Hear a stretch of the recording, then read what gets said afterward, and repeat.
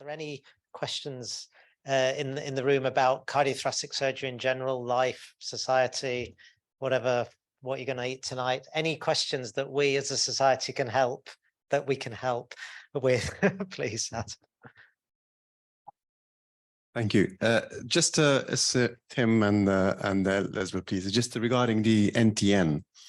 I know there's some hospitals historically they don't have NTNs, but do the society or the deanery will look at these hospitals? For example, Basildon Hospital, both of us, we work there. I'm a thoracic cardiac, and we don't have a trainees.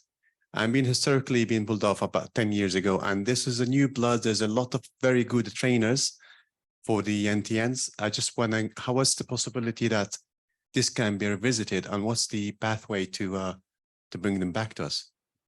I may need Tim to start with that. I've got my own comments. Okay, yeah, there's a well-recognized pathway.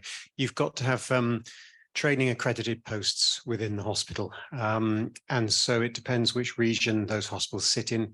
If they go to the deanery, the training deanery of that region, and say that they wish to be considered for training, then what happens is they get assessed. They get assessed against a set of standards, looking at things like number of trainees, the educational approval of the trainees, the facilities for the trainees, the in-house education training courses. So you go through all those things. You then normally get a probationary trainee for a year or 2 years. That trainee is then monitored and fed back. And then ultimately the deanery would say that you should be recognized for training. That then goes to the GMC. The GMC then give that place a trainee allocated number. And then you have a rotational trainee into that post. So yeah, talk to your deanery. Okay, talk to your head of school of surgery, will be the person, or your training program director in that deanery. Yeah, I'd echo all of that. And you're within the East of England deanery, and come and talk. I can get you talking to our training program director and the head of school there. There is an infrastructure. Tim and his colleagues do a phenomenal process even there and after about quality assuring the programs that are going on. And if you read the forms, that tells you how much work goes into making sure the trainees are being looked after properly. And I'm sure I talked to you both on different occasions that Basildon will have all of that, but it's about making sure that process is followed to get to that point. So, any other questions?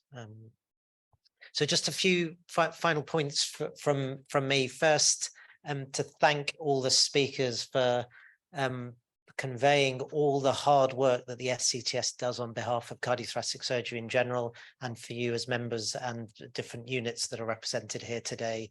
There is so much that we are doing, that the vision and strategy set by the SCTS executive, but it's incumbent on communication with all of you as members and unit representatives that we do it on your behalf. And so we would stress, as Sri's mentioned in his presentation, to keep lines of communication open. We are here to represent you and to make sure that we do the best for our specialty and ultimately to improve patient outcomes.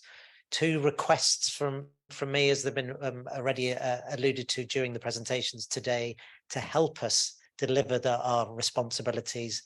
One of it, which is about the BORS report. For those of you that haven't submitted it, please get it into us.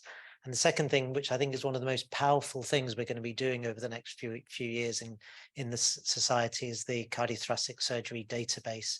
And to encourage those of you that haven't yet sent in or submitted your DSA data submission agreement, to get that into us, because it will allow us to add to the volume of patients we can put into our database to help understand how cardiothoracic surgery is being conducted in the country and thereby improve patient outcomes. And the final request is the surgical AVR and TAVI survey. Again, that will help us in our negotiations with NHS England to ensure patients get the best outcome for treatment whilst they're on the waiting list. And so just a big thank you again to all of you that have contributed to this meeting today and for all the hard work you do on behalf of cardiothoracic surgery. Thank you.